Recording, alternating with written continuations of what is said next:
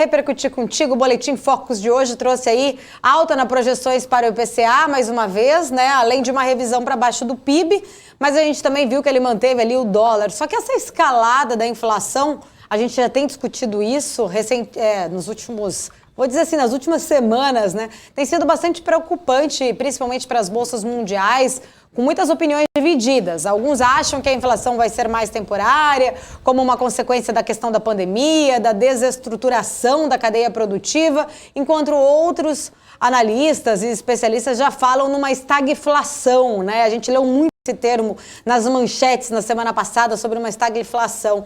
Como que você avalia esse momento dos mercados? Como que o investidor pode entender, na verdade, esses indicadores de ciclos e acabar aproveitando as oportunidades, independente do cenário? Bom, nada tão permanente quanto uma inflação temporária, né? Os bancos centrais, o papel deles justamente é garantir que a gente tenha estabilidade na moeda, então os bancos centrais provavelmente tenham mesmo essa postura de falar que está tudo bem, que é passageiro, até porque é o papel deles. Mas o que a gente tem visto é um cenário de inflação muito elevada, até desde a criação do Plano Real. Nós tivemos vários planos ali para controlar a inflação.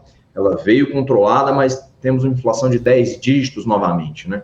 Se você entra ali e acompanha pelo site do IBGE, você já vai ver uma inflação na casa de 10,52% ao ano nos últimos 12 meses, que é uma inflação muito elevada. Mas dessa vez não é uma jabuticaba, dessa vez não é algo que só o Brasil tem.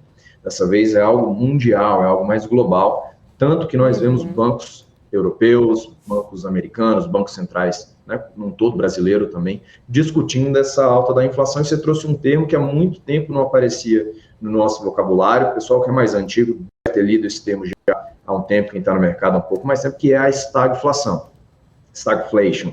Ela é um termo que é um fantasma difícil de sair, difícil de combater, que já deu alguns indícios de que ela pode estar chegando, mas ainda é cedo para a gente falar que a gente está nela, né? O ambiente que você falou aí do Boletim Focus revisou para cima a expectativa de inflação e revisou para baixo o crescimento do país, o PIB, né? Então isso trouxe um cenário de mais cautela para o cenário de bolsa e de renda variável brasileiro. Toda a renda fixa que a gente tem, qualquer emissão, eu que estou no dia a dia aqui das emissões, de mercado financeiro mesmo, acompanho isso muito de perto, toda emissão de renda fixa que a gente tem, ela está incluída dentro dela 3 fatores. Primeiro, os juros reais de um país. O juro real de um país, geralmente, ele oscila entre valores aproximados ali, mais ou menos constantes, dependendo de cada economia. Se é um país emergente, se já é um país mais desenvolvido. Vou colocar que os juros reais do Brasil tende a ir de 2% a 3%. Agora, os outros 2 fatores que estão incluídos nessa renda fixa que a gente vê no dia a dia, que são importantes da gente analisar, que é a inflação esperada e o risco país. Esses 2, eles geram uma renda fixa, um prêmio de risco e uma expectativa de rentabilidade mais elevada. E os 2 estão muito altos agora, porque a gente tem uma expectativa de inflação ainda alta, porque se você acompanha a curva do IPCA brasileiro, ela não começou a reduzir, mesmo com as medidas de política monetária que o Banco Central vem adotando, né? Quem conhece um pouquinho mais essa política mais hawkish, essa política mais contracionista, que visa ali controlar a inflação. Mesmo com essas medidas, o remédio ainda não fez efeito. E provavelmente tem alguns efeitos colaterais. Até que ele faça efeito, a gente tem uma inflação mais estressada. Cenário de eleições chegando, cenário de discussão política, teto de gastos, vocês estavam discutindo aí petróleo, né, discussões da OPEP. Esse cenário de risco para o país ainda está muito estressado. Então, a gente vê emissões de renda fixa pagando um pouco mais, o que até prejudica um pouco das emissões de renda variável, das ações do mercado aí de Bovespa. Falando de mundo, Saravalli até gosta muito desse assunto, fala muito bem sobre isso. A gente está tendo um cenário de tapering nos Estados Unidos, um início do tapering. Lá a gente viu isso no cenário de 2008, lá na crise do subprime, do cenário imobiliário americano, onde o Banco Central americano injetava muito dinheiro na economia e teve que reduzir, causou um cenário mais pessimista, azedou um pouco ali do mercado.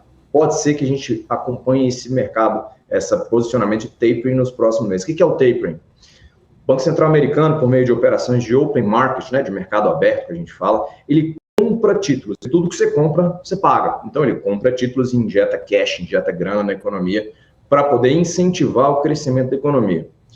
Essas operações de compra de títulos nas operações de open market, elas incentivam o crescimento da economia, mas até certo ponto ela pode causar um estresse na inflação. pode causar uma liquidez exagerada no mercado. E o Banco Central está começando a dar sinais, o Jerome Powell está começando a dar sinais lá do Fed, de que isso está começando a acontecer nos Estados Unidos. O Brasil já está cascudo, o Brasil já é ali mais experiente com essa parte de inflação, mas mercados desenvolvidos não são tão experientes com essa questão da inflação e estão começando a ficar preocupados. Então, o Banco Central americano lá tem essa injeção de 120 bilhões de dólares, né, que ele faz recorrentemente, mensalmente na economia. Provavelmente ele vai começar a injetar menos, ou pelo menos injetar com maior espaçamento essa liquidez. Isso é conhecido como tapering, então essa redução nos estímulos monetários. A economia, ela é simples, mas é difícil explicar o simples, né? A economia simples, a gente pode reduzir a um aquário de um peixe só. Você vai colocar ração ali dentro para ele. Se você coloca ração de menos, o peixe não cresce, o peixe não consegue crescer da maneira como deveria. Se você coloca ração demais, ela tira o oxigênio da água e mata o peixe sufocado. E no caso, o dinheiro é a ração da economia. Então, se você coloca dinheiro de menos, a economia não cresce. Se você coloca dinheiro demais, você acaba sufocando também aquele crescimento, superaquecendo os motores.